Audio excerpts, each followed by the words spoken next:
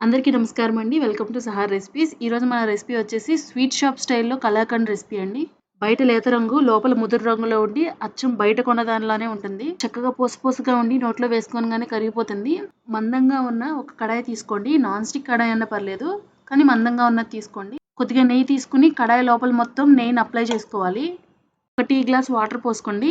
నేనొచ్చేసి 2 litres full cream milk తీసుకున్నాను. Full cream milk అయితేనే కలాకండ్‌కి బావుంటాయి. ఇప్పుడు ఈ కడాయిని స్టవ్ మీద పెట్టుకొని హై ఫ్లేమ్‌లో పాలు సగం అయ్యేంత వరకు దగ్గరుండి మిక్స్ చేసుకుంటూ మరిగించుకోవాలి. ఏదైనా ఒకటి లోతుగా ఉండే స్టీల్ బాక్స్ తీసుకొని చుట్టూ నెయ్యిని అప్లై చేసుకొని కింద బటర్ పేపర్ పెట్టుకోండి. బటర్ పేపర్ పెట్టుకుంటే కలాకండ్ ఈజీగా డీమోల్డ్ అవుతుంది. పాలు మరిగిస్తున్నప్పుడు మీగడంతా కడాయి అంచుకు పట్టేస్తుందండి. దాన్ని గరిటెతో తీసేసి మళ్ళీ పాలలో వేసేస్తూ ఉండాలి.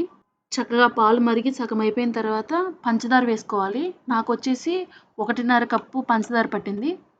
పంచదార కూడా వేసిన తర్వాత పాలు కొంచెం థిక్‌గా అవుతాయండి. ఇప్పుడు ఒక అరచెక్క నిమ్మరసాన్ని తీసుకొని ఒక్కొక్క స్పూను ఒక 1 మినిట్ గ్యాప్ ఇచ్చి అలా వేస్తూ మొత్తం అయిపోయేంత వరకు వేయాలి. నిమ్మరసం వేసిన ఒక 10 మినిట్స్‌కి పాలు విరిగిపోయినట్టు పూసగా వస్తాయండి. ఇప్పుడు 1 స్పూన్ షుగరు, 3 యాలకుల్ని పౌడర్ లాగా చేసుకొని వేసుకోవాలి. ఒక 2 స్పూన్స్ నెయ్యి కూడా వేసుకోండి. నెయ్యి ఆప్షనల్, మీకు నచ్చితేనే వేసుకోండి. వీడియోలో చూపించినట్టు పూసగా దగ్గరగా వచ్చేస్తుంది కలాకండ్. మీరు ఈ స్టేజ్‌లో కూడా స్టవ్ ఆఫ్ చేసేసుకోవచ్చు. లేదు కొంచెం గోల్డ్ కలర్‌లో కావాలనుకుంటే ఇంకాసేపు ఫ్రై చేసుకోండి. మనం ముందుగా ఘీ అప్లై చేసి పెట్టుకున్న బాక్స్‌లోకి ఈ కలాకండ్‌ని ట్రాన్స్‌ఫర్ చేసేసుకోవాలి. వేడివేడిగా ఉన్నప్పుడే ట్రాన్స్‌ఫర్ చేసేసుకోండి. ఇప్పుడు ఒక చిన్న బౌల్ తీసుకొని లోపల ఎయిర్ బబుల్స్ ఏమి లేకుండా దాంతో అద్దుకోండి అలా. మందంగా ఉన్న టవల్ గానీ లేదా బ్లాంకెట్ గానీ తీసుకొని బాక్స్ మొత్తం చుట్టేయండి. గాలి, వెలుతురు లేని ఏదైనా ఒక కబోర్డ్‌లో ఒక 8 అవర్స్ పెట్టుకోండి. అప్పుడే మంచి కలర్ వస్తుంది.